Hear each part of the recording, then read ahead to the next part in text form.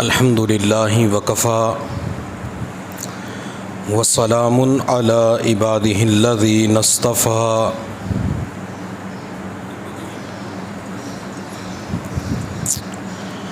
اما بعد فاعوذ باللہ من الشیطان الرجیم بسم اللہ الرحمن الرحیم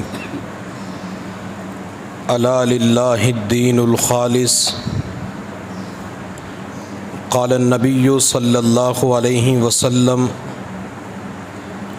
انما الاعمال بالنیات وانما لامرئ ما نوى فمن كانت هجرته الى الله ورسوله فهجرته الى الله ورسوله ومن كانت هجرته الى دنيا يصيبها او امرأة يتزوجها فهجرته إلى ما هاجر إليه او كما قال عليه الصلاة والسلام سبحان ربك رب العزة عما يصفون وسلام على المرسلين والحمد لله رب العالمين اللهم صل على سيدنا محمد وعلى آل سيدنا محمد وبارك وسلم اللهم صل على سيدنا محمد وعلى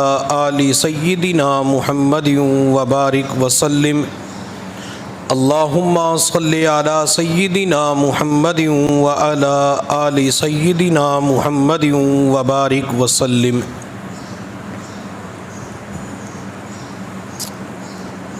آج کی یہ بابرکت مجلس، بابرکت پروگرام، بابرکت نشست افتتاح درس مشکات شریف کے عنوان سے منعقد ہے.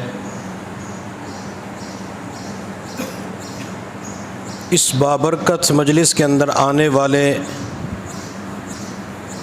میں تمام معزز سامعین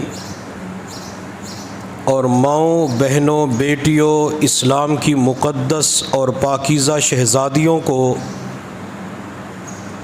اہلا و سہلا مرحبا کہتا ہوں، خوش آمدید کہتا ہوں. اور یہ اللہ رب العزت کا کرم، فضل اور احسان ہے کہ جس پروردگار ذوالجلال نے مدرسہ عربیہ ریاض النساء کے اندر پہلی مرتبہ مشکات شریف پڑھنے اور پڑھانے کی سعادت نصیب فرمائی ہے. مدارس عربیہ کے اندر دینی اور علمی حلقوں کے اوپر ایک وقت ایسا بھی گزرا ہے کہ طلباء اور طالبات کی تعلیم کا سلسلہ مشکات شریف تک مکمل ہو جایا کرتا تھا. جب کوئی طالب علم مشکات شریف کتاب پڑھ لیتا یا کوئی طالبہ مشکات شریف کتاب پڑھ لیا کرتی تھی تو طالب علم عالم بن جایا کرتا تھا اور طالبہ عالمہ بن جایا کرتی تھی. یہ سیاہ ستہ کا سلسلہ بعد میں شروع ہوا. یہ بخاری شریف، ترمذی شریف، مسلم، نسائی، ابو داؤد، موطا، شرح معانی الاصحاب، یہ ساری کتابوں کا سلسلہ بعد میں شروع ہوا. پہلے مشکات شریف کے اختتام تک تعلیمی سلسلہ مکمل ہو جایا کرتا تھا. دارالعلوم دیوبند کے محتمم حضرت مولانا قاری محمد طیب صاحب رحمۃ اللہ علیہ دور حدیث کی کسی کتاب کے اوپر مشکات شریف کی تدریس کو ترجیح دیا کرتے تھے. یعنی بخاری، مسلم، ترمذی، ان کتابوں کے علاوہ وہ مشکات شریف کو اپنے اسباق کے اندر لیا کرتے تھے اور مشکات شریف کے اوپر توجہ دیا کرتے تھے. تو ایک مرتبہ کسی نے کہا کہ حضرت آپ دور حدیث کی جو اور کتابیں ہیں سیاستہ جن کو کہا جاتا ہے تو وہ کتاب کیوں نہیں لیتا ہے؟ آپ بخاری شریف کا سبق لے لیں، آپ ترمذی شریف کا سبق لے لیں، آپ مسلم کا سبق لے لیں، آپ ابو داؤد کا سبق لے لیں، یہ آپ ہر سال مشکات شریف کا سبق کیوں لیتے ہیں؟ آپ بخاری کی کتاب کا سبق لے لیں۔ تو قاری محمد طیب صاحب رحمۃ اللہ علیہ نے فرمایا، میرے بھائی میں مشکات شریف کے اندر پوری سیاستہ پڑھا دیتا ہوں، آپ مجھے پوری سیاستہ کو چھوڑ کر صرف ایک کتاب کی تدریس کا مشورہ دے رہے ہو۔ گویا کہ ہمارے اکابرین کا یہ دستور اور اصول تھا، ان کا ایک مزاج رہا ہے، وہ مشکات شریف اپنی خوشی کے ساتھ لیا کرتے تھے اور پورا سال اس کتاب کی تدریس کیا کرتے تھے، پورا سال اس کتاب کو پڑھایا کرتے تھے۔ اور یہ دنیا کے اندر مسلمانوں کے اندر الحمدللہ ایک رواج چلا آ رہا تھا کہ مساجد کے اندر جہاں فجر کی نماز کے بعد درس قرآن کا سلسلہ ہوتا تھا، تو وہاں اور نمازوں کے بعد درس حدیث کے اندر مشکات شریف کا درس دیا جاتا تھا۔ لوگ نماز پڑھنے کے لیے مسجد کے اندر آتے، جہاں فجر کی نماز کے اندر وہ اپنے قرآن کی تفسیر کو مکمل کیا کرتے تھے، اسی طرح وہ مختلف نمازوں کے اندر مشکات شریف کا سبق، تفسیر اور تشریح سن کر مشکات شریف اپنے امام سے مکمل سبقاً پڑھ لیا کرتے تھے۔ مشکات المصابی جو کتاب مدارس کے اندر پڑھائی جاتی ہے اور جس کا آج افتتاح بھی ہے، اس کا نام ہے مشکات المصابی۔ مشکات کسے کہتے ہیں؟ مشکات کہتے ہیں دیوار کے اس طاقچے کو جس کے اندر چراغ وغیرہ رکھے جاتے ہیں۔ مصابی یہ مصباح کی جمع ہے اور مصباح کہتے ہیں چراغ کو۔ اب مشکات المصابی، مصابی سے مراد یا تو کتاب مصابی ہو سکتی ہے اور یا اس سے مراد وہ احادیث ہیں جو مشکات شریف کے اندر درج ہو چکی ہے۔ گویا کہ مشکات شریف کے اندر جو ہزاروں کی تعداد کے اندر احادیث ہیں، ان میں سے ہر حدیث سیر الی اللہ اور سیر فی اللہ، یہ تصوف و سلوک کے اندر ایک درجہ ہوتا ہے جنہیں سیور اربع کہا جاتا ہے۔ سیر الی اللہ، سیر من اللہ، سیر فی اللہ، سیر فی الاشیاء۔ جو بندہ ان سیور کو مکمل کر لیتا ہے تو وہ بندہ نسبت کے نور اور خلافت کا حقدار بن جاتا ہے۔ تو گویا کہ اس کی سیر الی اللہ، اللہ کی طرف سیر ہوتی ہے، یعنی روحانی اعتبار سے وہ اللہ کی طرف، اللہ رب العزت کے کبھی نام کی مٹھاس نصیب ہو جاتی ہے، ہر وقت اس کی زبان پہ اللہ کے تذکرے ہو رہے ہوتے ہیں۔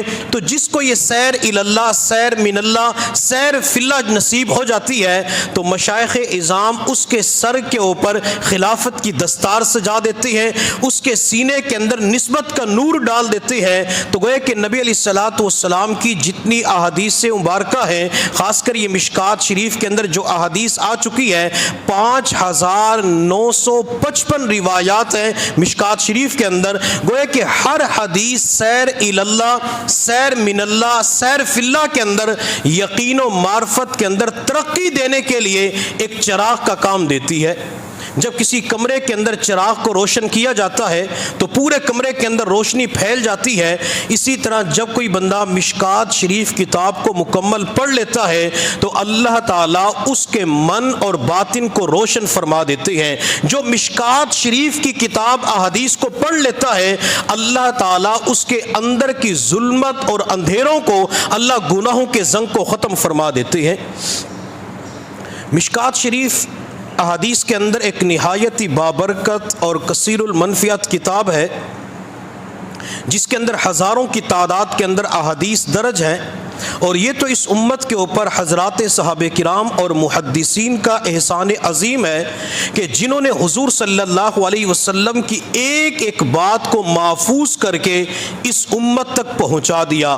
حضرات صحابہ کرام نے حضور صلی اللہ علیہ وسلم کے اقوال کو محفوظ کیا، نبی علیہ الصلوۃ والسلام کے افعال اور اعمال کو محفوظ کیا، حتیٰ کہ صحابہ کرام اتنے عشاق رسول تھے، نبی علیہ الصلوۃ والسلام کے گرویدہ تھے، آپ علیہ الصلوۃ والسلام کے ساتھ محبت کیا کرتے تھے کہ پیغمبر کے رخسار کو بھی محفوظ کر لیا، نبی علیہ الصلوۃ والسلام کی مبارک آنکھوں کو بھی محفوظ کر لیا، نبی علیہ الصلوۃ والسلام کے دانتوں کی چمک کو بھی محفوظ کر لیا۔ حضرات صحابہ کرام نے نبی علیہ الصلوۃ والسلام کی مبارک داڑھی کے اندر 17، 18، 19 کے قریب جو سفید بال تھے انہیں بھی محفوظ کر لیا۔ نبی علیہ الصلوۃ والسلام گفتگو کیسے فرماتے تھے اسے بھی محفوظ کر لیا۔ آپ علیہ الصلوۃ والسلام جب بولتے تھے تو پیغمبر کے سامنے والے دانتوں کے درمیان سے نور کی شعائیں پھوٹ رہی ہوتی تھی، صحابہ نے اسے بھی محفوظ کر لیا۔ نبی علیہ الصلوۃ والسلام چلتے کیسے تھے، گویا کہ اوپر سے نیچے کی جانب اتر رہے ہیں، صحابہ نے اسے بھی محفوظ کر لیا۔ نبی علیہ الصلوۃ والسلام کیسے مسکراتے تھے، صحابہ نے اس انداز کو بھی محفوظ کر لیا۔ نبی علیہ الصلوۃ والسلام کے بات کرنے کا انداز کیا تھا، صحابہ نے اسے بھی محفوظ کر لیا۔ پیغمبر کے بیٹھنے کا انداز کیا تھا، صحابہ نے اسے محفوظ کر لیا۔ نبی علیہ الصلوۃ والسلام کی تربیت کا انداز کیا تھا، صحابہ نے اسے محفوظ کر لیا۔ گویا کہ صحابہ کرام نے ایک ایک بات کو محفوظ کر کے وہ ساری باتیں اس امت تک پہنچا دی ہیں۔ اور حضرات صحابہ کرام نے احادیث کو یاد کرنے کے لیے اپنی زندگیاں لگا دی۔ سیدنا حضرت ابو ہریرہ رضی اللہ تعالی عنہ کی زندگی کو دیکھیں، یہ غزوہ خیبر کے موقع پہ مسلمان ہوئے، گویا کہ نبی علیہ الصلوۃ والسلام کی خدمت کے اندر صرف چند سال گزارے اور انہوں نے چند سالوں کے اندر احادیث کو یاد کرنا شروع کر دیا۔ تمام صحابہ کرام کے اندر ابو ہریرہ کو حافظ الحدیث کہا جاتا ہے کہ حدیث کو حفظ کرنے والے، جس طرح ہمارے ہاں مدارس کے اندر قرآن کو حفظ کرنے والے ہوتے ہیں، اسی طرح حضرات صحابہ کرام جہاں قرآن محفوظ کرتے تھے وہاں احادیث کو بھی محفوظ کیا کرتے تھے۔ بلکہ اس امت کے اندر جو محدثین کا طبقہ گزرا ہے وہ محدثین صرف 1000 نہیں، 10,000 نہیں، 50,000 نہیں، کئی لاکھ احادیث کو یاد کر لیا کرتے تھے۔ امام ابو زرعہ رحمۃ اللہ علیہ کے بارے میں کہا جاتا ہے کہ امام ابو زرعہ رحمۃ اللہ علیہ کو 5 لاکھ احادیث زبانی یاد تھی۔ حکیم الامت مولانا اشرف علی تھانوی رحمۃ اللہ علیہ نے ایک مرتبہ اپنے مریدین سے فرمایا کہ بادشاہ اورنگزیب عالمگیر رحمۃ اللہ علیہ اور شاہ عبد العزیز محدث دہلوی رحمۃ اللہ علیہ، ان حضرات کو تقریباً 12,000 یا 20,000 احادیث زبانی یاد تھی۔ تو کسی مرید نے عرض کیا کہ حضرت آپ کو بھی احادیث یاد ہیں؟ حکیم الامت حضرت مولانا اشرف علی تھانوی رحمۃ اللہ علیہ نے اپنا سر جھکایا اور تھوڑی دیر کے بعد سر اٹھا کے فرمایا کہ جی ہاں، مجھے الحمدللہ تقریباً 3,000 احادیث یاد ہیں۔ قرآن کے اندر 6,666 آیات ہیں، اسے 7 سال کا بچہ، 8 سال کا بچہ سینے کے اندر محفوظ کر لیتا ہے، اور جسے نبی علیہ الصلوۃ والسلام کے ساتھ ایک محبت ہو جاتی ہے، آپ علیہ الصلوۃ والسلام کے ساتھ عشق ہو جاتا ہے، وہ آپ علیہ الصلوۃ والسلام کی احادیث کو بھی یاد کرتا ہے۔ حتیٰ کہ میرے محبوب صلی اللہ علیہ وسلم نے فرمایا کہ جو بندہ 40 احادیث کو یاد کرے گا اللہ تعالیٰ اس بندے کو جنت کے اندر داخل فرما دیں گے۔ 40 احادیث کو یاد کرنے کی برکت سے اللہ جنت کا فیصلہ فرما دیتے ہیں۔ تو جن اکابرین، جن محدثین کو لاکھوں کی تعداد میں احادیث یاد تھی، اللہ انہیں تو جنت کے اونچے اعلیٰ محلات اور درجات نصیب فرمائیں گے۔ تو امام ابو زرعہ رحمۃ اللہ علیہ کو تقریباً 5 لاکھ احادیث یاد تھی۔ امام ابو زرعہ رحمۃ اللہ علیہ کا ایک شاگرد تھا جس کی نئی نئی شادی ہوئی، تو شادی کے بعد بھی اپنے استاد کا دامن نہ چھوڑا، اپنے استاد کے پاس علم حاصل کرنے کے لیے جایا کرتے تھے۔ رات کو تاخیر ہو جاتی، ایک مرتبہ دیر سے گھر پہنچے تو بیوی ناراض تھی، تو بیوی نے کہا کہ تم ہر وقت اپنے استاد کے پاس پڑے رہتے ہو، تیرے استاد کو کیا آتا ہے، تمہیں بیوی کی فکر ہی نہیں ہے۔ تو جب بیوی نے انہیں کے استاد امام ابو زرعہ کے بارے میں یہ باتیں کی تو شاگرد کو غصہ آیا۔ خاوند نے بیوی سے کہا اگر میرے استاد کو 1 لاکھ احادیث یاد نہ ہو تو تمہیں 3 طلاقیں۔ اب تھوڑی دیر کے بعد جب غصہ ٹھنڈا ہوا تو بیوی نے اپنے آپ کو مخاطب کر کے کہا کہ مجھے استاد کے بارے میں اس قسم کی باتیں نہیں کرنی چاہیے تھی۔ تو خاوند نے بھی سوچا کہ جب بیوی غصے کی حالت کے اندر تھی تو مجھے اپنے اوپر کنٹرول کرنا چاہیے تھا، مجھے طلاق کے الفاظ استعمال نہیں کرنے چاہیے تھے۔ دونوں نے وہ رات علیحدگی کے اندر گزاری۔ جب صبح ہوئی تو یہ شاگرد، یہ خاوند اپنے استاد امام ابو زرعہ کے پاس پہنچے اور عرض کیا کہ حضرت میں نے تو رات یہ کارنامہ سر انجام دے دیا، میں نے بیوی سے کہا کہ اگر میرے استاد کو 1,00,000 احادیث یاد نہ ہو تو آپ 3 طلاقیں، تو حضرت میری بیوی کو طلاق ہو گئی۔ امام ابو زرعہ رحمۃ اللہ علیہ نے فرمایا بیٹا جاؤ اپنی بیوی کے ساتھ وقت گزارو جس طرح پہلے وقت گزار رہے تھے، تیرے استاد کو 1,00,000 احادیث اس طرح یاد ہے جس طرح لوگوں کو سورہ فاتحہ یاد ہوتی ہے۔ تو گوئے کہ کئی لاکھ احادیث کو زبانی یاد کیا جاتا تھا۔ امام ابو داؤد رحمۃ اللہ علیہ کے بیٹے حضرت عبداللہ رحمۃ اللہ علیہ اصفہان کے علاقے میں تشریف لے گئے تو جب لوگوں نے دیکھا کہ امام ابو داؤد رحمۃ اللہ علیہ جنہیں تقریباً 4,00,000 احادیث یاد تھی، ان کا بیٹا ہمارے علاقے کے اندر آیا ہوا ہے، تو پورا شہر ان کے پاس جمع ہو گیا اور جمع ہو کے عرض کیا کہ آپ اتنی بڑی شخصیت کے صاحبزادے ہیں، امام ابو داؤد کے بیٹے ہیں جنہیں تقریباً 4,00,000 احادیث یاد تھی، تو ہمیں چند حدیثیں سنا دے۔ تو امام ابو داؤد رحمۃ اللہ علیہ کے بیٹے عبداللہ رحمۃ اللہ علیہ نے حدیثیں بیان کرنا شروع کر دی اور ایک دن کے اندر 36,000 حدیثیں سنا دی۔ ایک دن کے اندر 36,000 حدیثیں بغیر کسی کتاب کے جو زبانی یاتی و مجمع کے سامنے پڑھ کے سنا دی۔ اور جب ان کا انتقال ہوا تو ان کے جنازے کے اندر لوگ اتنی کثیر تعداد کے اندر تشریف لائے کہ ان کا جنازہ تقریباً 80 مرتبہ پڑھا گیا۔ لوگ آ رہے تھے، جنازہ پڑھ رہے تھے، لوگ پھر آ جاتے، جنازہ 80 مرتبہ ان کا پڑھا گیا۔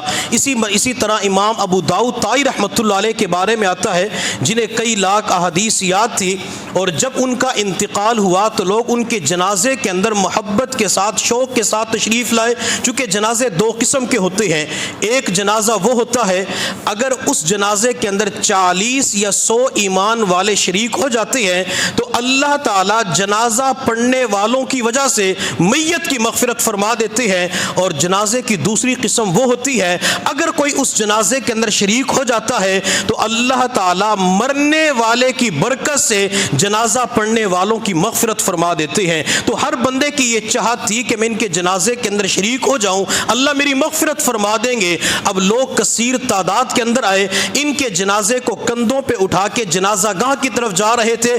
ہر بندہ یہ چاہتا تھا کہ ان کی چارپائی کو میں کندھا دوں۔ اب لوگ محبت کے ساتھ، شوق کے ساتھ آگے بڑھتے، حتیٰ کہ ایک چارپائی ٹوٹ گئی، دوسری ٹوٹ گئی، تقریباً 17 چارپائیاں ان کے جنازے کے اندر ٹوٹ جاتی ہے۔ تو لوگ گوئے کہ ان کے ساتھ اتنی محبت کیا کرتے تھے۔ محبت کیوں کیا کرتے تھے؟ کہ انہوں نے اپنے سینے کے اندر جہاں قرآن کو محفوظ کیا تھا وہاں نبی علیہ الصلوۃ والسلام کی کئی لاکھ احادیث کو بھی محفوظ کیا تھا۔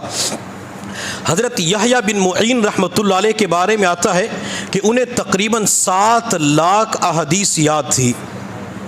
7 لاکھ احادیث یاد تھی۔ تو گوئے کہ جب دل کے اندر عشق رسول ہوتا ہے تو 1000 1 لاکھ کئی لاکھ احادیث کو یاد کرنا بندے کے لیے آسان ہو جاتا ہے۔ تو مشکات شریف کے اندر جو احادیث کی تعداد ہے وہ تقریباً 5945 ہیں، گوئے کہ 55 کم 6000 روایات ہیں، اور یہ کتاب مکمل طلباء اور طالبات کو سبقاً پڑھائی جاتی ہے۔ اور ایک وقت تھا جب مدارس کے اندر مشکات شریف کی تعلیم کے اوپر توجہ دی جاتی تھی۔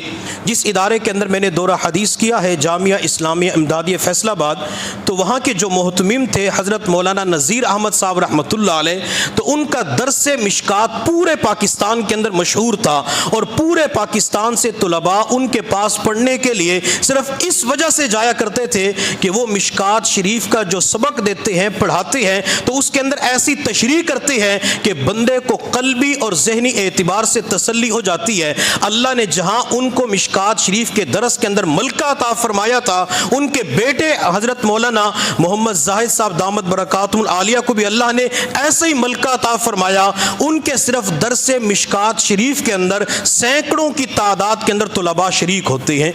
تو تو مشکات شریف مدارس کے اندر علماء کرام پڑھایا کرتے تھے، اور باقاعدہ جو صاحب نسبت حضرات ہوا کرتے تھے وہ محبت اور شوق کے ساتھ اس کتاب کو لیا کرتے تھے کہ ہمیں یہ کتاب دیں تاکہ یہ کتاب ہم طلباء اور طالبات کو پڑھا سکیں۔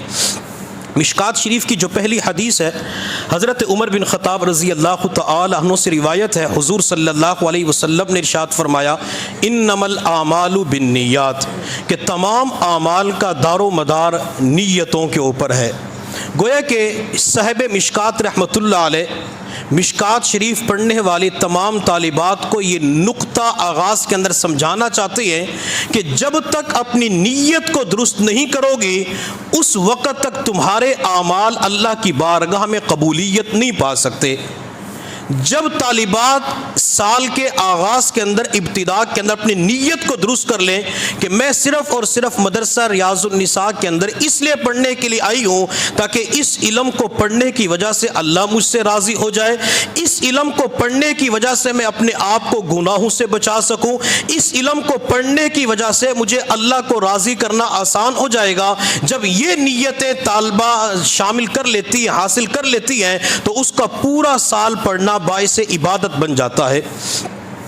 اور امام بخاری رحمۃ اللہ علیہ نے اپنی بخاری شریف کے اندر جو پہلی حدیث نقل کی ہے وہ پہلی حدیث بھی نیت کے بارے میں ہے کہ اپنی نیت کو درست کیا جائے۔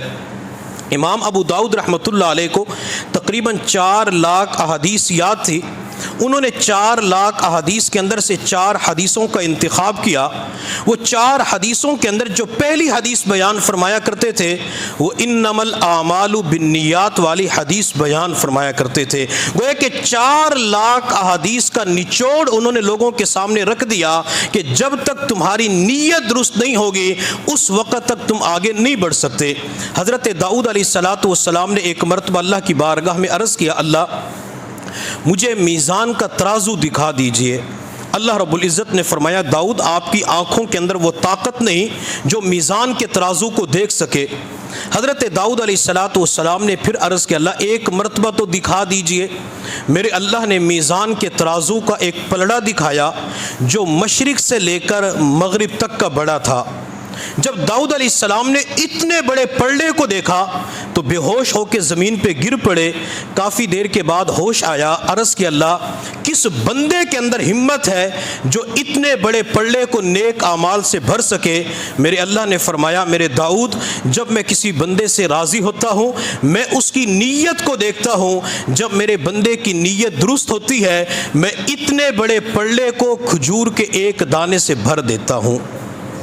نیت کی وجہ سے اللہ تعالیٰ اس میزان کے ترازو کو اعمال کے ساتھ، نیکیوں کے ساتھ، ثواب کے ساتھ، اجر کے ساتھ بھر دیتے ہیں۔ اور ایک حدیث کے اندر آپ صلی اللہ علیہ وسلم نے ارشاد فرمایا جب کوئی بندہ اللہ رب العزت کی رضا کی خاطر سچی نیت کے ساتھ کھجور کا ایک دانہ اللہ کے راستے میں صدقہ کرتا ہے تو اللہ اس کھجور کو پالتے رہتے ہیں، اللہ اس کو بڑھاتے رہتے ہیں حتیٰ کہ وہ کھجور احد پہاڑ کے برابر ہو جاتی ہے۔ اللہ تعالیٰ ایک کھجور دینے کی وجہ سے بندے کو احد پہاڑ کے برابر اجر و ثواب عطا فرما دیتی ہیں۔ میرے محبوب صلی اللہ علیہ وسلم نے ارشاد فرمایا نیت المؤمن خیر من عملی، کہ مومن کی نیت اس کے عمل سے بہتر ہوتی ہے۔ اب ایک طرف مومن کی نیت ہے اور دوسری طرف مومن کا عمل ہے، تو نبی علیہ الصلوۃ والسلام فرما رہے ہیں کہ عمل سے بڑھ کر مومن کی نیت ہے۔ وجہ کیا ہے؟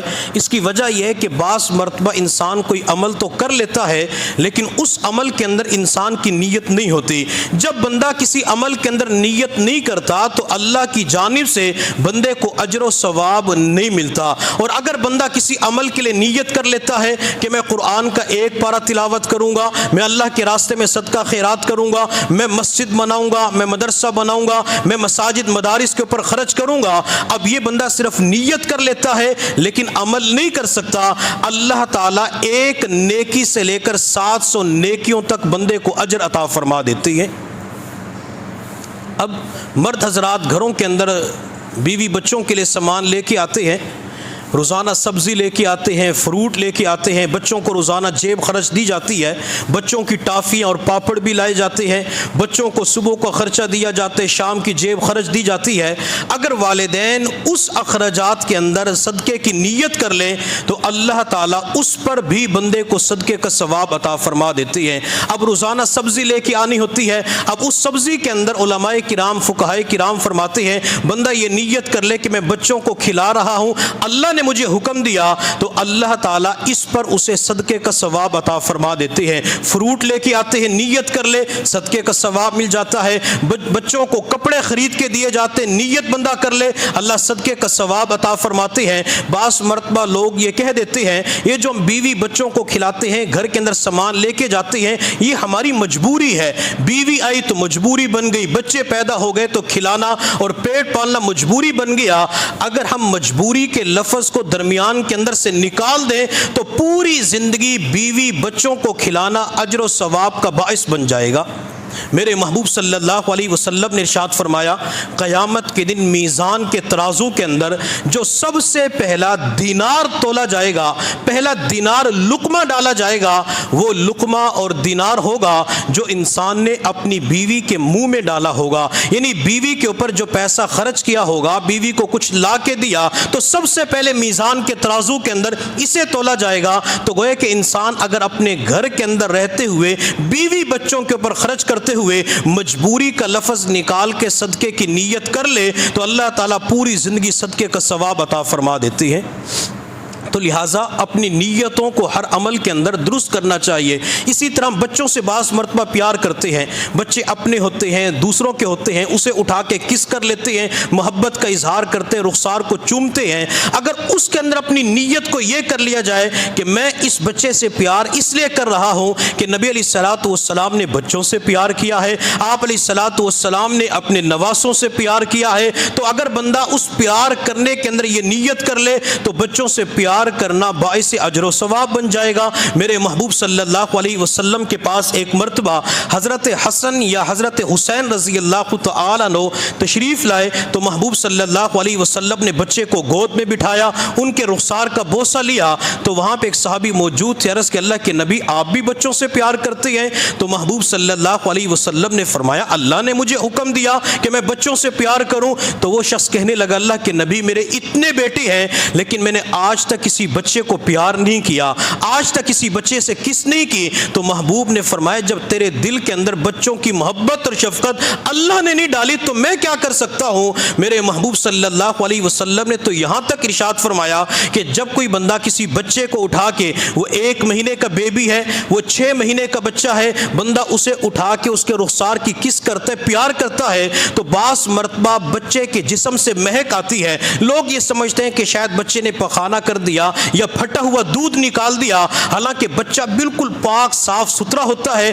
ویسے ہی جو بچے چھوٹے ہوتے ہیں تو جسم کے اندر سے مہک آ رہی ہوتی ہے۔ میرے محبوب صلی اللہ علیہ وسلم نے فرمایا بچوں کے جسم سے آنے والی مہک کو بدبو نہ سمجھنا بلکہ یہ تو جنت کی مہک ہوا کرتی ہے۔ نبی علیہ الصلوۃ والسلام نے چھوٹے سے لے کر بڑے تک ہر عمل کے اندر ہمیں نیت کو بتا دیا، اگر اس کے اندر نیت کو درست کرو گے اللہ تعالیٰ تمہیں اجر و ثواب عطا فرما دیں گے۔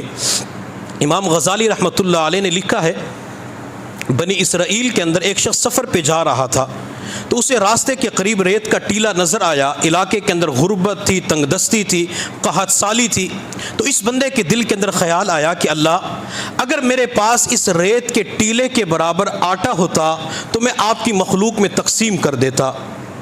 اللہ رب العزت نے وقت کے پیغمبر کو وحی فرمائی کہ فلاں بندے سے جا کر کہہ دیجئے ہم نے اس کے نام اعمال کے اندر نیک نیت کی برکت سے ریت کے ٹیلے کے برابر آٹا صدقہ کرنے کا ثواب لکھ دیا ہے۔ اس بندے نے خرچ کچھ بھی نہیں کیا، ایک دانہ اٹھا کے، ایک ذرہ اٹھا کے مخلوق خدا کے اندر تقسیم نہیں کیا، صرف نیت کو درست کیا، نیک نیت کی، اللہ تعالیٰ نے بے بہا نیکیاں عطا فرما دی۔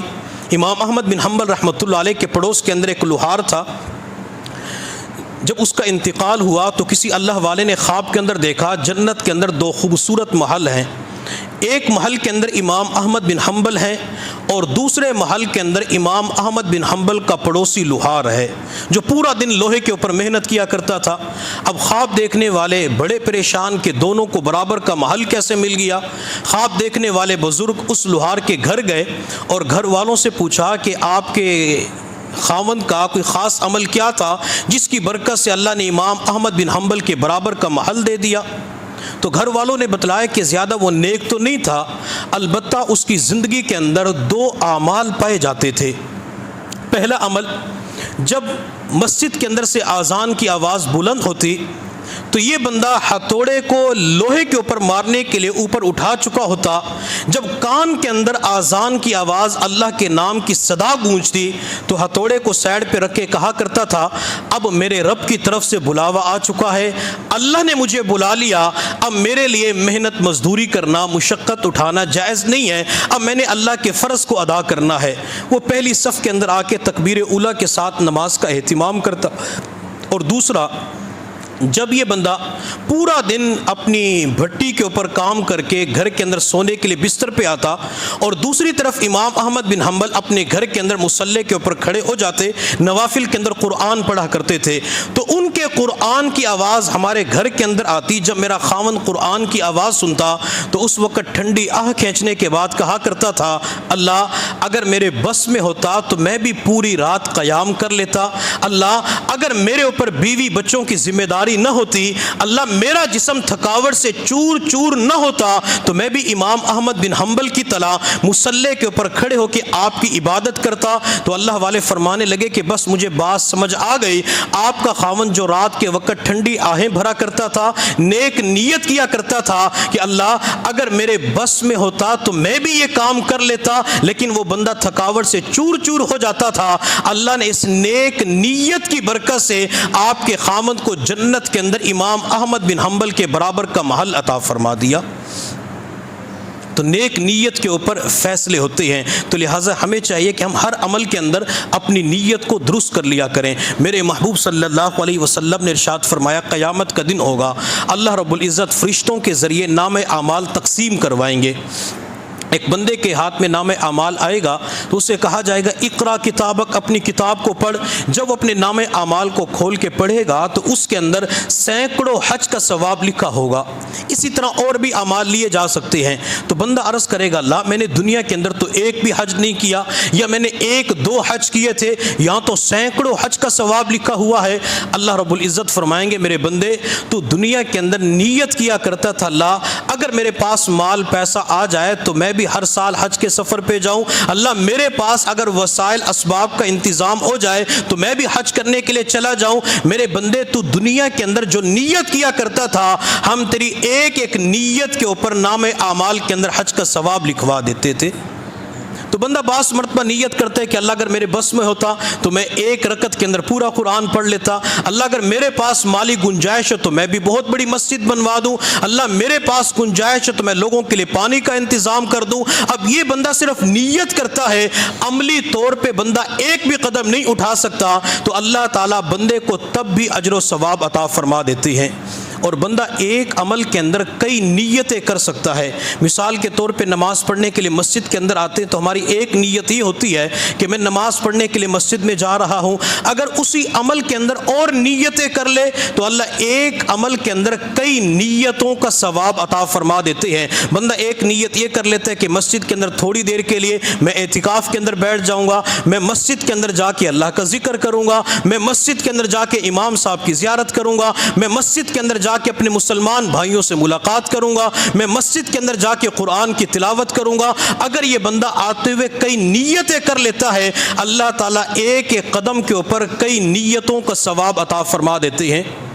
ایک اللہ والے فرماتے ہیں جب بندہ گھر سے وضو کر کے مسجد کی طرف آتا ہے، نبی علیہ الصلوۃ والسلام نے گھر کے اندر وضو کرنے کی فضیلت بھی ارشاد فرمائی۔ آپ علیہ الصلوۃ والسلام نے ارشاد فرمایا جو بندہ گھر سے وضو کر کے مسجد کے اندر آتا ہے وہ اس بندے کی طرح ہے جو احرام باندھ کے حج کے سفر پہ جا رہا ہو۔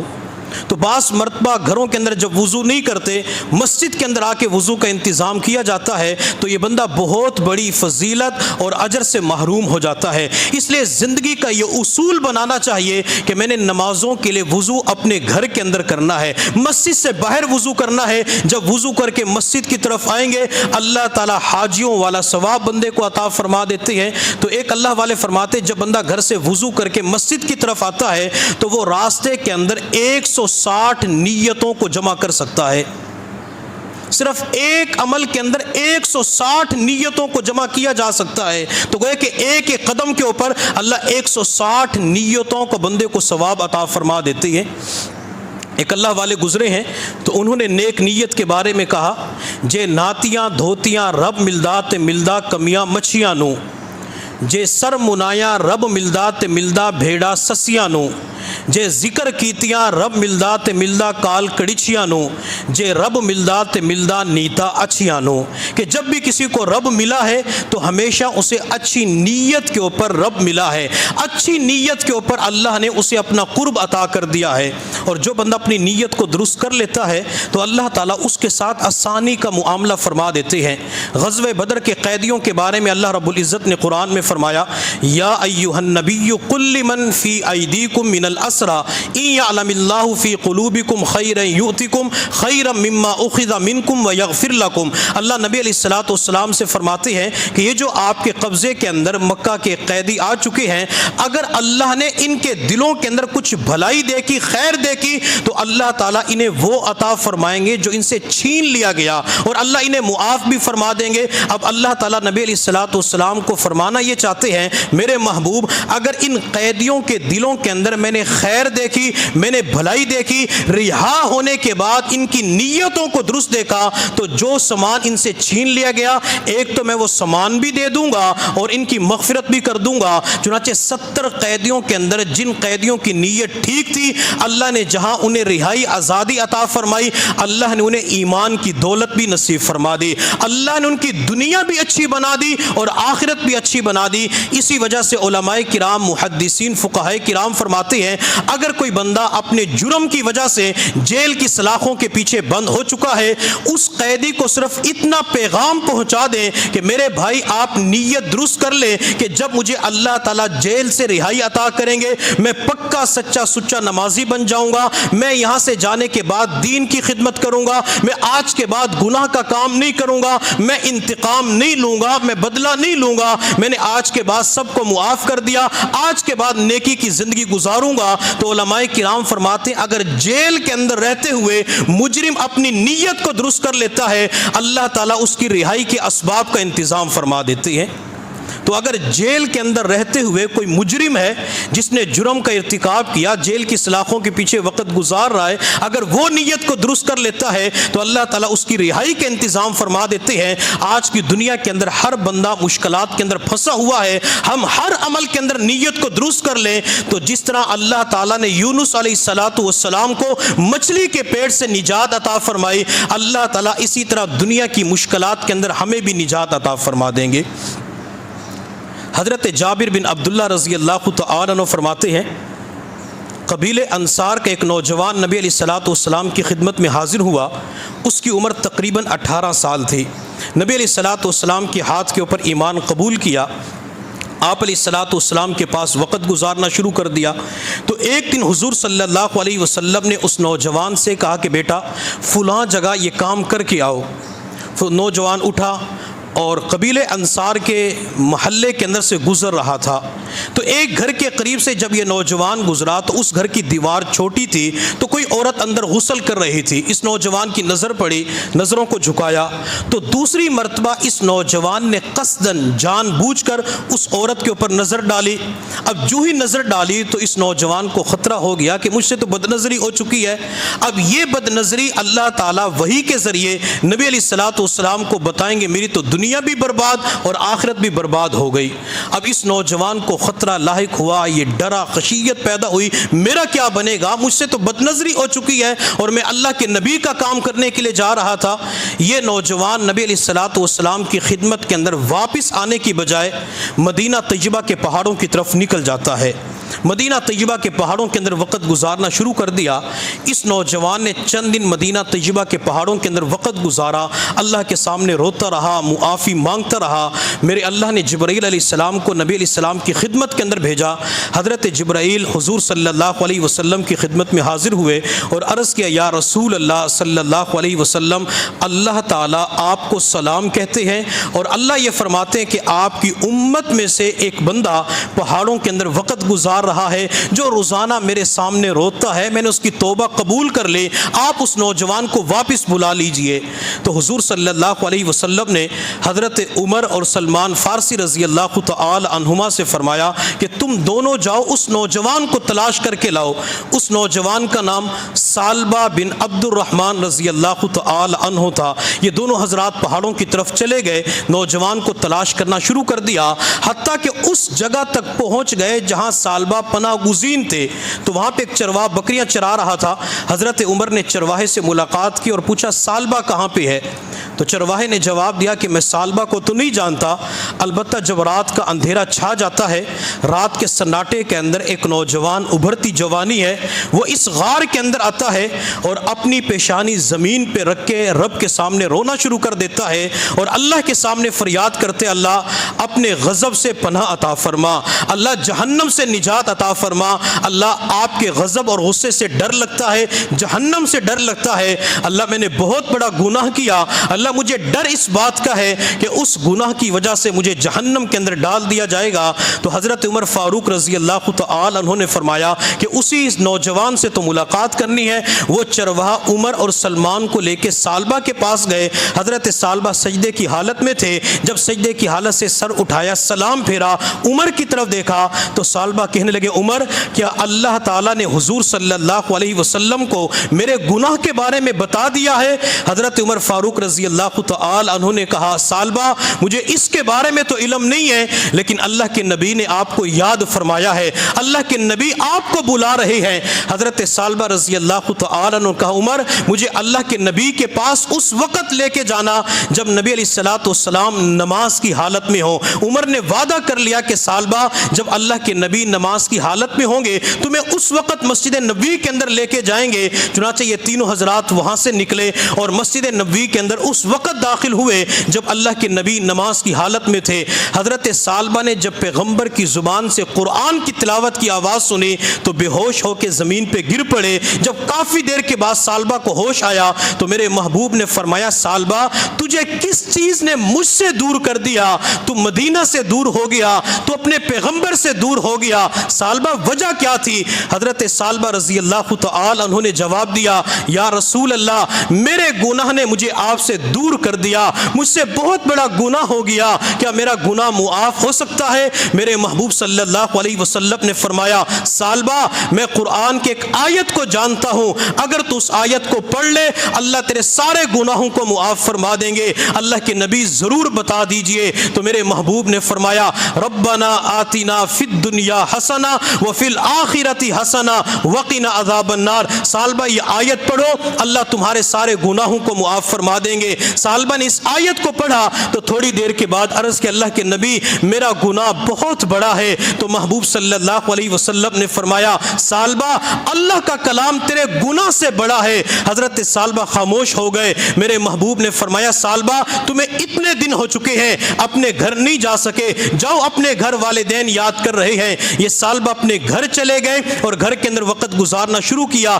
چند دنوں کے بعد سالبہ کی طبیعت خراب ہو جاتی ہے، 8 دن مرض الوفات کے اندر مبتلا رہے۔ جب نبی علیہ الصلوۃ والسلام کو بتایا کہ اللہ کے نبی سالبہ کی طبیعت ناساز ہے، تو میرے پیغمبر سالبہ کی تیمار داری کے لیے تشریف لے جاتے ہیں۔ میرے محبوب صلی اللہ علیہ وسلم سالبہ کے گھر پہنچے تو نبوت زمین کے اوپر بیٹھ جاتی ہے۔ سالبہ زمین کے اوپر لیٹے ہوئے تھے، ان کی آنکھیں بھی بند تھی۔ میرے پیغمبر نے سالبہ کے سر کو اٹھا کے اپنی اس مبارک گود کے اندر رکھ لیا جس کے اندر اللہ کا قرآن نازل ہوتا تھا۔ سالبہ کتنا خوش خوش نصیب ہے جسے پیغمبر کی گود نصیب ہو جاتی ہے، پیغمبر کی جھولی نصیب ہو جاتی ہے۔ جب تھوڑی دیر کے بعد ثعلبہ کی آنکھ کھلی تو اپنے پیغمبر کے چہرے کی طرف دیکھا، فوراً سر کو زمین کی طرف لے گئے، زمین پہ رکھا۔ میرے محبوب نے فرمایا ثعلبہ خیریت تو ہے، ہر بندہ یہ چاہتا ہے پیغمبر کی گود نصیب ہو جائے، میں نے تیرا سر اٹھا کے خود اپنی گود کے اندر رکھا، تو نے کیوں اٹھا لیا؟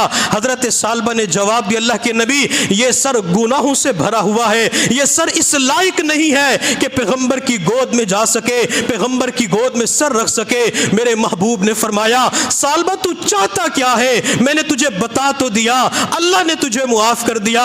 حضرت ثعلبہ رضی اللہ تعالی عنہ نے عرض کیا، اللہ کے نبی میری چاہت یہ ہے جبرائیل آسمانوں سے آ کے آپ کو بتلا دے کہ اللہ نے ثعلبہ کو معاف کر دیا۔ میرے محبوب نے اسی وقت دعا کے لیے ہاتھ اٹھائے، اللہ کی بارگاہ میں دعا مانگی، اللہ ثعلبہ کی مغفرت فرما دے، اللہ میرا صحابی پریشان ہے۔ جبرائیل اللہ کا پیغام لے کے محبوب کی خدمت کے اندر حاضر ہوئے، اللہ کی جانب سے سلام پیش کیا اور عرض کہ اللہ کے نبی اللہ فرماتے ہیں اگر ثعلبہ اس زمین کے ریت کے ذرات کے برابر گناہ لے کے آئے گا میں تب بھی ثعلبہ کو معاف کر دوں گا۔ میرے محبوب نے فرمایا ثعلبہ اب تو خوش ہو جا، جبرائیل نے بتا دیا کہ اللہ نے تجھے معاف کر دیا۔ حضرت ثعلبہ نے عرض کہ اللہ کے نبی معاف کر دیا؟ ہاں ثعلبہ اللہ نے معاف کر دیا۔ حضرت ثعلبہ نے کلمہ پڑھا، اشہد ان لا الہ الا اللہ، اور اسی کلمے کے اوپر ان کی روح پرواز کر گئی۔ میرے محبوب صلی اللہ علیہ وسلم نے فرمایا کہ ثعلبہ کے کفن دفن کا انتظام کرو۔ حضرات صحابہ کرام نے غسل دیا، کفن پہنایا، حتیٰ کہ جب ثعلبہ کے جنازے کو کندھوں پہ اٹھا کے جنازہ گاہ کی طرف جا رہے تھے تو میرے محبوب صلی اللہ علیہ وسلم اپنے پنجوں کے بل چل رہے تھے۔ آپ نے ایک واقعہ علماء سے سنا ہوگا، کتابوں کے اندر پڑھا ہوگا، حضرت سعد کے جنازے کے اندر نبی علیہ السلام پنجوں کے بل چل رہے تھے۔ وہ سعد جن کی وفات کے اوپر اللہ کا عرش بھی 3 دن تک روتا رہا، یہ ثعلبہ بھی وہ خوش نصیب ہیں جن کے جنازے کے اندر پیغمبر پنجوں کے بل چل رہے تھے۔ تو کسی صحابی نے عرض کیا یا رسول اللہ زمین کشادہ ہے، وسعت ہے، آپ مکمل پاؤں زمین کے اوپر کیوں نہیں رکھ رہے؟ تو میرے محبوب صلی اللہ علیہ وسلم نے فرمایا آج ثعلبہ کے جنازے کے اندر آسمان سے اتنے فرشتے نازل ہو چکے ہیں کہ مجھے زمین کے اوپر مکمل پاؤں رکھنے کی جگہ نہیں مل رہی۔ ثعلبہ کی نیت کیا تھی؟ اللہ مجھے معاف کر دے۔ ثعلبہ اس نیت کی وجہ سے پریشان تھے کہ پتہ نہیں معافی ہوگی یا نہیں ہوگی۔ اب ان کی نیت ٹھیک تھی تو اللہ تعالیٰ نے ان کی بخشش فرما دی، اللہ نے بتا دیا کہ ثعلبہ میں نے تجھے معاف کر دیا۔ تو اگر ہم بھی اپنی عبادات کے اندر، معاملات کے اندر، اخلاقیات کے اندر، معاملات کے اندر، معاشرت کے اندر اپنی نیت کو درست کر لیں تو جہاں اللہ تعالیٰ عبادات کو قبول فرمائیں گے، اللہ اجر و ثواب عطا فرمائیں گے، وہاں اللہ تعالیٰ اور زیادہ اعمال کی توفیق بھی عطا فرما دیں گے۔ تو صاحب مشکات رحمۃ اللہ علیہ جو پہلی حدیث لے کے آئے وہ نیت کے بارے میں، انما الاعمال بالنیات، کہ تم اپنی نیتوں کو درست کرو، اعمال کا دار و مدار نیت کے اوپر ہے۔ اور پھر صاحب مشکات رحمۃ اللہ علیہ نے جو حدیث نقل کی وہ حدیث لے کے آئے جس کے اندر نبی علیہ الصلوۃ والسلام نے پہلے مقصود بتایا، عمل بتایا، اس کے بعد آپ علیہ الصلوۃ والسلام نے مثال بھی بتا دی کہ جو بندہ اللہ کی رضا کی خاطر ہجرت کرتا ہے، اللہ کے راستے کے اندر اللہ کے لیے جاتا ہے تو اللہ تعالیٰ اس بندے کو اجر و ثواب عطا فرماتے ہیں۔ اور جس بندے کی ہجرت یہ ہوتی ہے کہ میں دنیا حاصل کروں یا کوئی کسی عورت کی وجہ سے ہجرت کرتا ہے تاکہ اس سے نکاح کروں تو جو اس نے نیت کی ہوتی ہے وہی اس کو مراد مل جاتی ہے۔ اگر بندے کی نیت یہ ہوتی ہے کہ میں ہجرت اس لیے کر رہا ہوں تاکہ اللہ مجھ سے راضی ہو جائے تو اللہ تعالیٰ بندے کو اپنی رضا نصیب فرما دیتے ہیں۔ تو الحمدللہ ہماری یہ مشکات شریف کی پہلی حدیث کا درس ہو چکا ہے۔ یہ اللہ رب العزت کا کرم اور فضل ہوا کہ جس پروردگار ذوالجلال نے ہمیں یہ کتاب پڑھنے اور پڑھانے کے لیے قبول فرما لیا۔ حضور صلی اللہ علیہ وسلم کے قرآن عظیم الشان کے اندر 4 مقاصد بیان کیے گئے، یتلو علیہم آیاتہ ویزکیہم ویعلمہم الکتاب والحکمہ۔ پیغمبر آپ کا سب سے پہلا کام یہ کہ آپ قرآن کی تلاوت کیجئے، دوسرا کام یہ کہ آپ ان کو علم سکھائیے، قرآن سکھائیے، اور تیسرا یہ کہ آپ ان کا تزکیہ کیجئے، حکمت سکھائیے۔ نبی علیہ الصلوۃ والسلام کے جو 4 مقاصد بیان کیے گئے الحمدللہ ان چاروں مقاصد کے اوپر عمل ہو رہا ہے۔ مدرسہ تربیہ ریاض النساء کے اندر جو طالبات کا ایک ادارہ ہے، اس ادارے کے اندر الحمدللہ پیغمبر کے ان 4 بنیادی مقاصد کے اوپر عمل ہو رہا ہے۔ جہاں بچیوں کو قرآن پڑھایا جاتا ہے، وہاں قرآن عظیم الشان کی تعلیم بھی دی جاتی ہے کہ اس قرآن کو کیسے پڑھنا ہوتا ہے۔ قرآن کو پڑھنے کے لیے عربی کا جاننا ضروری ہوتا ہے، عربی کے لیے صرف اور نحو کا جاننا ضروری ہوتا ہے، تو بچیوں کو صرف پڑھائی جاتی ہے، نحو پڑھائی جاتی ہے، اور بھی علوم بچیوں کو پڑھائے جاتے ہیں۔ اور اسی طرح مدرسے کے اندر بچیوں کا تزکیہ بھی کیا جاتا ہے۔ تزکیہ کا معنی بچیوں کی تربیت کرنا، تو الحمدللہ جہاں بچیوں کے اندر تربیت کے حوالے سے بیانات کیے جاتے ہیں، تو وہاں مراقبے کے ذریعے بچیوں کا تزکیہ کیا جاتا ہے، بچیوں کی انفرادی طور پہ اصلاح کی جاتی ہے۔ تو گئے کہ اس مقصد کے اوپر بھی الحمدللہ اللہ کے فضل و کرم سے عمل ہو رہا ہے۔ اور چوتھا مقصد جو نبی علیہ الصلوۃ والسلام کو بتایا گیا کہ آپ ان کو حکمت سکھائیے، حکمت کا معنی کہ سنت کی تعلیم دیجئے، تو الحمدللہ شروع سال سے لے کر آخر سال تک تمام بچیوں کو اس بات کا پابند بنایا جاتا ہے کہ آپ نے ہر کام نبی علیہ الصلوۃ والسلام کی سنت کے مطابق کرنا ہے۔ مدرسے کی 4 دیواری کے اندر بھی آپ نے سنتوں کو اپنانا ہے۔ جب آپ یہاں سے گھر کی طرف چلی جاتی ہیں، پڑھائی سے فارغ ہو جاتی ہیں، تو آپ نے مرتے دم تک نبی علیہ الصلوۃ والسلام کی کسی سنت کو نہیں چھوڑنا۔ تو الحمدللہ جو پیغمبر کے 4 بنیادی مقاصد تھے، تو ان کے اوپر عمل ہو رہا ہے۔ تو میری تمام حضرات سے درخواست ہے کہ پیغمبر علیہ الصلوۃ والسلام کی جو تعلیمات مدرسے کے اندر دی جا رہی ہے، تو آپ حضرات بھی اپنی بچیوں کو مدرسے کے اندر بھیجیں، تاکہ ان بچیوں کو قرآن کی تعلیم دی جائے، بچیوں کو قرآن سکھایا جائے، قرآن پڑھایا جائے۔ اسی طرح ان بچیوں کی تربیت کی جائے۔ جو بچیاں پڑھ کے چلی جاتی ہیں، الحمدللہ وہ خاندان کے اندر خاندان والوں کی اصلاح کرنے کے قابل ہو جاتی ہے۔ اللہ رب العزت کی بارگاہ میں دعا ہے کہ اللہ تعالیٰ ہمارے اس سبق کو قبول فرمائے، اور اللہ تعالیٰ ادارے کو قبولیت عامہ تامہ نصیب فرمائے۔ اللہ تعالیٰ مدرسے کی جتنی بھی ضروریات ہیں، اللہ تعالیٰ غیب کے خزانوں سے انتظام فرمائے، اور اللہ تعالیٰ اس ادارے کو پورے علاقے کے لیے بلکہ پوری دنیا والوں کے لیے مینار نور بنائے۔ وآخر دعوانا ان الحمد للہ رب العالمین۔